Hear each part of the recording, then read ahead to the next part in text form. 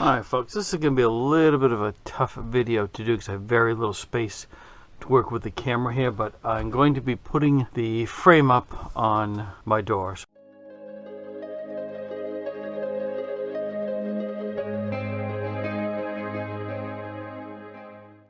Alright, so what I'm going to start with and explain a little bit and then I'll show you the finished product at the end, is I have already pre-measured out both my top and side frame pieces. Now these are not quite as wide as a regular door in a house, because I just had a little bit limited space to work with, and also I did not use full 2x4s when building the bus, so it's kind of hard to see here. I had to keep enough space so that after I put the frame down on the side, I've got something to attach my wall to on the 2x3 here. What I also did is pre-measured the location from right to left. I know you can't see them, but I have marks up here, so I will be able to put this top piece on. And then when I put the side piece in, I know what my coverage is going to be over, and I'll just make sure that that's even all the way down. So the first thing I'll be doing is I'll need to draw a line in behind here so I know where to put my screws, and I will countersink those, and then I will also I brought stain out to stain the area where I pre-drilled for the screws going in.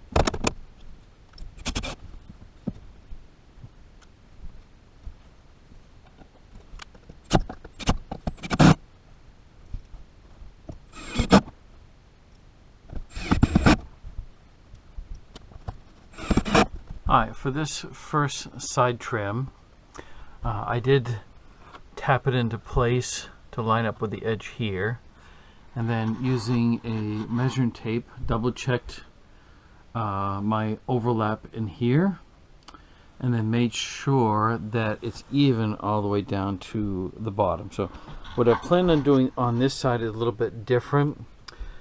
Is I have got a couple pre-drilled holes. I think they were, part of the wood when I took it apart, so I think I can use those, a countersink. I have another one right here, but after that, instead of pre-drilling all these holes and then doing the countersink, I think I can do this while it's right here. The only thing I have to be careful of is, of course, not to go too far into this, but I think I can manage that all right, and then I will show you the finished product after, and again, because I just don't have a lot of working space in here for the camera.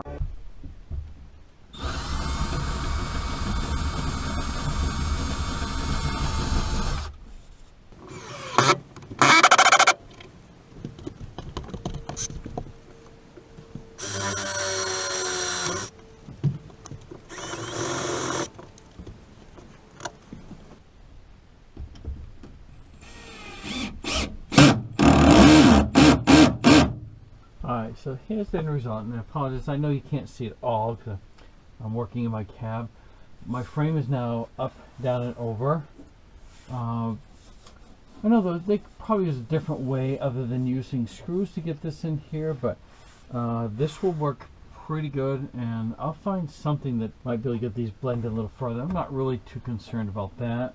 My biggest concern was the fact that before I had no way to create a seal around the door. So what I will be able to do now is I have foam weather stripping I'm going to put around. And let me show you the gap issue that I have. You can see up top, let me tip this up here, going up the top and down the side, there's that gap. Now it'll never be 100% filled in, and I know if you're wondering about this at the bottom, the reason for that is that if I ever do decide to use a Mr. Buddy heater in here, sorry for the camera movement, that would need to be uncovered to let some airflow coming through, and then exit point, make sure there's plenty of oxygen. So this is the inside here, and what I will be doing is getting some weather stripping that will go on here, so when the door shuts, it'll create a little bit a better seal to keep hot air in the winter from going out, maybe some of the hot air from this coming in the summertime. 3/8 foam weather stripping. Now I might need thicker than this. The reason I'm using this is I already have it. I've got 5 packages of this. If nothing else, I could always consider putting a second layer. I'm going to start with this, and we'll line this up all around, but this is nice and clean. I think temperature should be good.